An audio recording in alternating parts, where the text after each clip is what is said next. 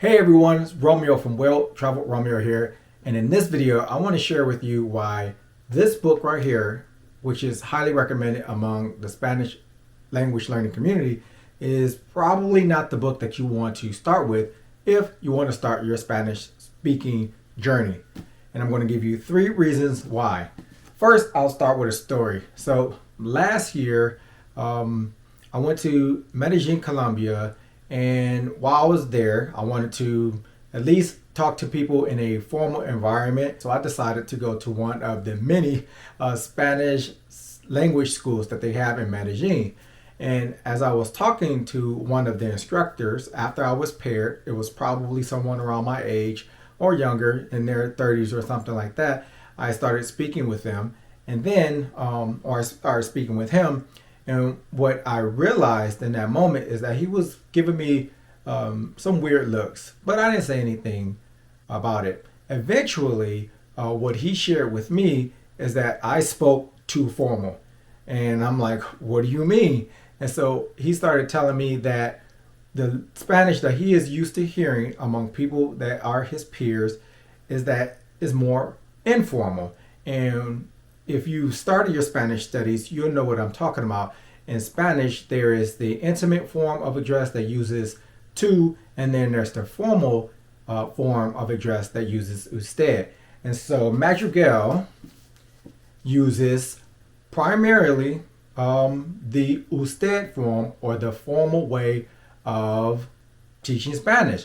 And this is the book that I started with, among other resources that I use, but this mainly is the source that I used for my studies. And so you would think, after going through 45 chapters of this book, that anything that I learned, that's what I'm going to speak with, and that's exactly what happened. So Madrigal, this book uses the formal way of address, and it does so for 44 chapters, and it's only a 45 chapter book. So it's not until chapter 45 where it finally tells you that, oh, by the way, there's this intimate form of address. And it's important to understand that the intimate form of address is very likely the form of address that you are going to use when you talk to friends and your peers, and especially when you go to somewhere like Medellin, Colombia, where they, as told by the instructor, use the informal address more than they do any other form. So that's the first reason. Like, you don't want to go through 45 chapters of this book and then find out, or while you're going through this book and you talk to someone online, because a lot of people use Spanish language learning lessons online, like you're talking to them and then you're not understood, or you're being constantly corrected because they want you to speak in the intimate form of address as opposed to speaking in the formal address. So that's the number one reason why I probably wouldn't recommend this book to start with. The second reason why I wouldn't recommend this book is because it doesn't have a listening component. And so what does that mean? That means, like, as you're going through this book, if you've never been introduced to the Spanish language, how do you know what you are reading is being said correctly, or that you are actually understanding it the way it's supposed to be pronounced? It's bad enough as you are learning Spanish that if your primary language is English, like, you have to get used to the way Spanish is spoken.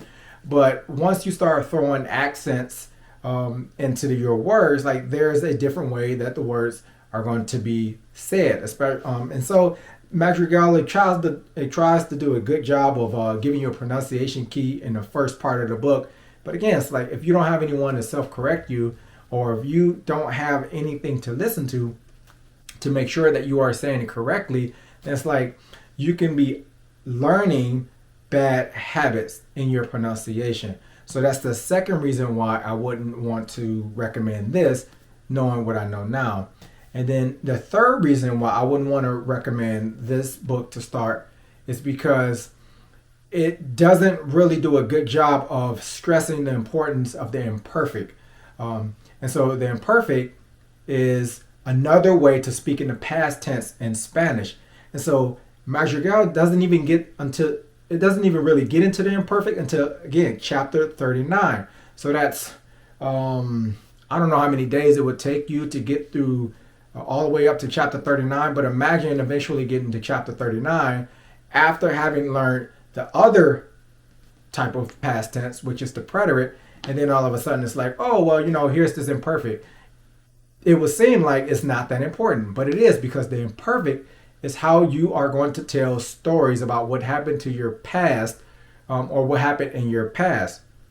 And so, for example, if you want to say something about when you were a child, like if I had a pet when I was younger, like you're not going to use the preterite for that. You're going to use the imperfect for that. And there's two different ways you say that. So the imperfect, you would say, cuando yo era niño, or cuando yo era joven, tenía un perro, as opposed to any other way. Like, I don't know if there's another way to say that. Like, you need the imperfect, and Madrigal doesn't go over it or emphasize the imperfect, rather, until chapter 39. It does talk about the imperfect, but again, the key is the emphasis on the imperfect. So those are the three main reasons why I wouldn't recommend Madrigal, even though I used the book, to anyone considering like what I know now about the Spanish language and other resources that I use. So speaking of other resources, now let me tell you what I would use, and I'll tell you the pros and cons of this book. Quick edit. I forgot to mention that in November 2024, Madrigal actually will be releasing an audio version of their book. And so it will have a listening component. Again, because I'm a language junkie, I have the book pre-ordered and I'm going to listen to all 12 hours of it.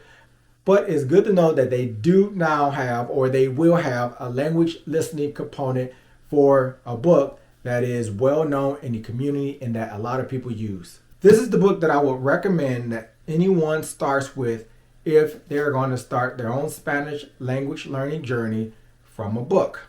I haven't used all the books, but I do know I've used this one, and I used Madrigal, and I've gone through this book twice. So why do I say use this book? So it's called the Complete Spanish Step-by-Step Guide. And as opposed to Madrigal, this book emphasizes the use of tú, or the informal way of speaking, which again, it's important.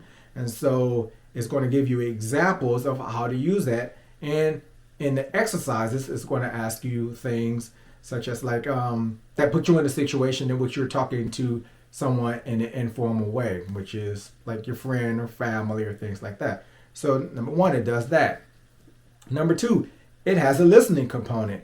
And so you can test whether or not what you think this book is saying, or what you think you are understanding it. You can go to a web app that it has, or the mobile app, right? So a web app, you can go on a website, or you can use an application. It's the same application, but you can go to it either on the website or on your mobile phone, and you can listen to not only the vocabulary and not only the exercises, but the reading exercises that is in this book. And you can listen to the sound. That way you get used to the Spanish sound, and you can correct what you have heard, or what you think you heard if you were doing it incorrectly. But not only that, this book actually has an audiobook version. And so in addition to this book, you can go on Audible to get the audio version of this book, and you will essentially be taught the same things that you are being taught in this book at the same time. And it is meant to be an audio course. So you're now hearing what you're learning in this physical copy of the book when you're driving in your car, or when you're doing exercise, or whatever it is that you're doing that puts you in a situation where you can listen to an audiobook. And the benefit of that, again, is just reinforcing what you have already learned in this physical book. Now, one thing I would say about the audiobook, though, is that the post-production of the audiobook is very choppy, so it's not the best. And just to give you a couple of examples of that, if once you get to chapter 2 of the audio version of this book, it's gonna sound like you're listening to an old CD that just keeps skipping in and out. So that's the first thing. The second thing about the audio version of the book is if you don't go through the physical copy of the book first, you won't notice the part in the audiobook where they introduce the exercises for chapter 7 first before actually going over the content in chapter 7. And so you'll get to the audio version of chapter 7 and you'll be listening like, why are you asking me how do I say this if you've never actually gone over it? Or why are you saying things like, hey, don't you remember how you say that? Like, so the post-production is not the best in the audio version. But if you go through the physical version first, you will understand. And if you're listening to this, watching this video, you will say, okay, that's what he was talking about. So in the audio course, you can just skip ahead, listen to the content for chapter 7, and then go back to the exercise portion of chapter 7, and it'll be okay. And the last thing that I will say about this book is, in the audio version of the book, rather, is that this book has stories, it has readings so that you can get used to reading in Spanish, but the narrator for the audio version, he is a native Spanish speaker and has a very thick accent. And so, and not only is it a thick accent, it's a dry accent. So when he's reading these stories, the way that the native Spanish narrator reads the story is not very entertaining. So once you get used to that again and get over it, you'll be okay, because guess what? We can't always pick our instructors. So, and then the last thing, again, as opposed to Madrigal, what this book does really well is it emphasizes the use of the imperfect tense. And imperfect tense, like I said, is important.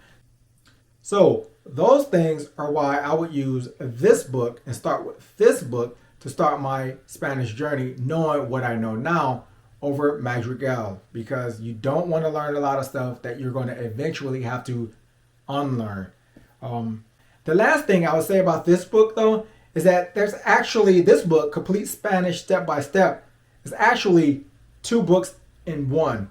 The first 15 chapters of this book is from the book called Easy Spanish Step by Step, and the next 15 chapters, chapters 16 through 30, is from the book Advanced Spanish Step by Step.